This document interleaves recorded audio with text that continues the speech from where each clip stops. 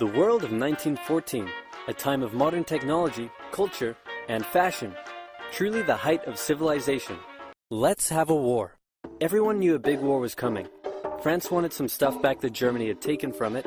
Germany wanted to take more of everyone's stuff, and they were building a big sexy navy that was making the British uncomfortable. These two empires thought they were really cool, but lots of different people who lived there didn't think it was so cool. And some of them had even been declaring independence with help from Russia. Everyone was talking about each other behind each other's backs, throwing the fact that military technology had come a long way since the last major war, and suddenly everyone was pretty eager to beat each other up. In this area of Austria-Hungary lived some Serbs and Bosnians who hated living in Austria-Hungary. So the Austro-Hungarian Archduke Franz Ferdinand goes there for a nice drive in an open-top car with his car's route published in advance. And that went just about as well as you'd expect. Some assassins were waiting for him along the way and threw bombs at his car, but they missed and blew up some officers behind him instead. So the Archduke goes into hiding, leaves Sarajevo, and the whole war never happens. Except no, the Archduke doesn't leave, but instead goes back out in the open-top car to visit the injured officers in hospital. The driver takes a wrong turn and by sheer coincidence gets stuck beside one of the failed assassins, who shoots him. Austria-Hungary is understandably pissed about all this, and they think the Serbian government had something to do with it, which they might have. So they go to their ally Germany and say, hey Germany, we're going to declare war on Serbia, and Germany is all for that. So Austria-Hungary send a big list of impossible demands to Serbia, and when Serbia refuses, they declare war.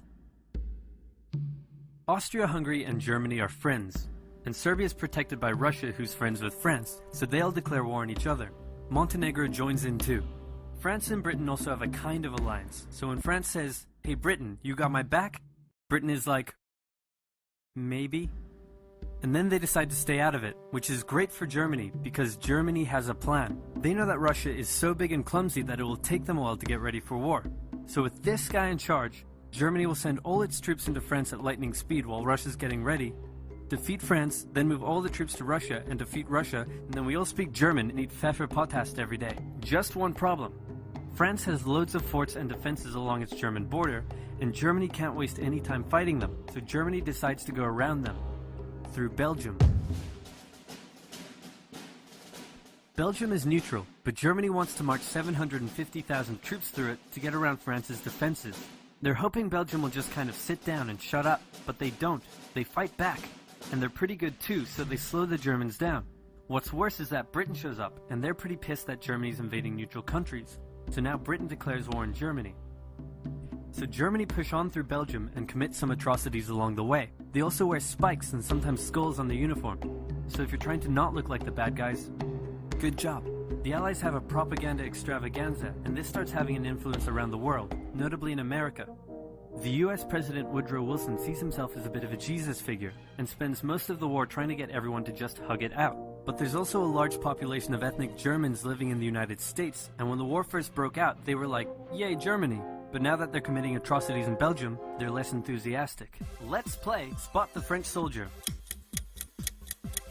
Did you see him?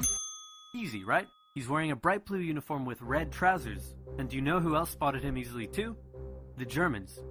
So when the French were slowly marching in columns through the countryside, the Germans easily tore them to shreds with their giant guns. All the nations involved in this war went in with an old-school war mentality, and all of them had to update their uniforms and tactics a lot during the Great War. Because this war was going to be like nothing anyone had ever seen before. Russia's ready for war, and way earlier than expected. Hey Austria-Hungary, can you get on top of that? Oh yeah, sure, we've got this. Nope. So Germany has to send some troops back to the east to defend against the Russians. The chief of staff of the Austro-Hungarian army is this guy, and although he is handsome, he turns out not to be the best military strategist. Austria-Hungary constantly ignores Germany's advice, and then comes running back to Germany whenever they get in trouble. Austria-Hungary even gets its ass kicked by tiny Serbia, who repels all their invasion attempts at the start of the war. It's better news for Germany in the north, though, where they almost completely wipe out the Russian Second Army. Back on the Western Front, the Germans continue advancing and are in sight of Paris. At this point, anyone would be forgiven for thinking the Germans were going to get that quick victory after all, but then things start to go wrong. The French commander-in-chief knew something had to be done, and he ordered his armies to stop retreating. In the resulting battle, a gap opened up in the German lines. If a gap opens up, the enemy can use it to flank you from the side and behind, so the German armies have to retreat. The Allies launch a counterattack, so the Germans dig into defensive positions. The Allies do the same. Then both sides move north, trying to outflank each other along the way. When they reach the sea, they're in a stalemate with trench systems running the whole way from the coast to Switzerland, the beginning of trench warfare on the Western Front. Here's how trench warfare works. Two opposing lines of trenches with no man's land in between. One side would pummel the other with hundreds of thousands of artillery shells, sometimes for days at a time. This had a huge psychological effect on the soldiers, leaving many shell-shocked. Then, the attacking troops would leave their trenches and rush across no man's land, a muddy wet mass of shell craters and barbed wire. The defending trench would unleash machine gun fire on the attackers, inflicting thousands of casualties. The attackers would send wave after wave until either they gave up or the opposing trench was finally overrun. There would be months of fighting and the deaths of thousands in order to gain a few meters or kilometers of land. Living in the trenches was hard work too. Corpses, mud that could swallow you whole, pools of poisonous water, rats, disease, the smell. It's insane that millions of soldiers put up with these conditions and commanders ordered them to do so for years.